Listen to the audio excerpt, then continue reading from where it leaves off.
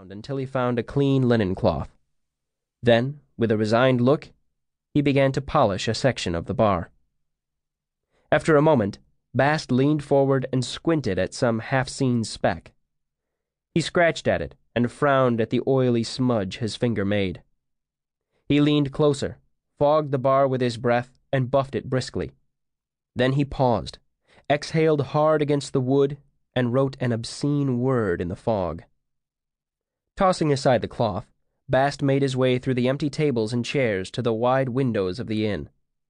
He stood there for a long moment, looking at the dirt road running through the center of the town. Bast gave another sigh and began to pace the room.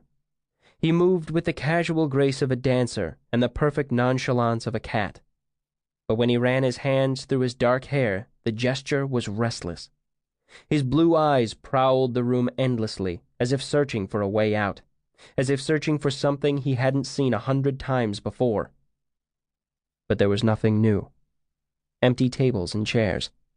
Empty stools at the bar.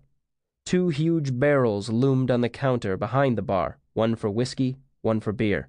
Between the barrels stood a vast panoply of bottles, all colors and shapes.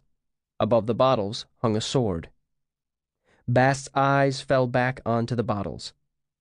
He focused on them for a long, speculative moment, then moved back behind the bar and brought out a heavy clay mug. Drawing a deep breath, he pointed a finger at the first bottle in the bottom row and began to chant as he counted down the line. Maple, maypole, catch and carry, ash and ember, elderberry. He finished the chant while pointing at a squat green bottle. He twisted out the cork, took a speculative sip, then made a sour face and shuddered. He quickly set the bottle down and picked up a curving red one instead. He sipped this one as well, rubbed his wet lips together thoughtfully, then nodded and splashed a generous portion into his mug. He pointed at the next bottle and started counting again. Woolen woman, moon at night, willow, window, candle light. This time it was a clear bottle with a pale yellow liquor inside. Bast yanked the cork and added a long pour to the mug without bothering to taste it first. Setting the bottle aside, he picked up the mug and swirled it dramatically before taking a mouthful. He smiled a brilliant smile and flicked the new bottle with his finger, making it chime lightly before he began his sing-song chant again. Barrel, barley, stone and stave, wind and water. A floorboard creaked, and Bast looked up, smiling brightly. Good morning, Reshi. The red-haired innkeeper stood at the bottom of the stairs. He brushed his long-fingered hands over the clean apron and full-length sleeves he wore. Is our guest awake yet? Bast shook his head. Not a rustle or a peep. He's had a hard couple of days, Kvothe said. It's probably catching up with him. He hesitated, then lifted his head and sniffed. Have you been drinking? The question was more curious than accusatory. No, Bast said. The innkeeper raised an eyebrow. I've been tasting, Bast said, emphasizing the word. Tasting comes before drinking. Ah, the innkeeper said. So you were getting ready to drink then?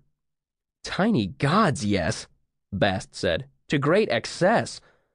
What the hell else is there to do? Bast brought his mug up from underneath the bar and looked into it. I was hoping for elderberry, but I got some sort of melon. He swirled the mug speculatively. Plus, something spicy. He took another sip and narrowed his eyes thoughtfully. Cinnamon? He asked, looking at the ranks of bottles. Do we even have any more elderberry? It's in there somewhere, the innkeeper said, not bothering to look at the bottles. Stop a moment and listen, Bast. We need to talk about what you did last night. Bast went very still. What did I do, Reshi? You stopped that creature from the mail, Kvothe said. Oh! Bast relaxed, making a dismissive gesture. I just slowed it down, Reshi, that's all. Kvothe shook his head. You realized it wasn't just some madman. You tried to warn us.